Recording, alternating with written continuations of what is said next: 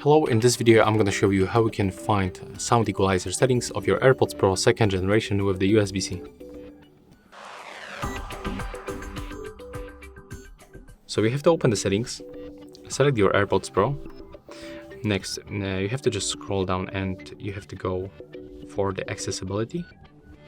Next, you have to scroll down one more time and open the audio accessibility settings and pick the headphone accommodations. Turn it on.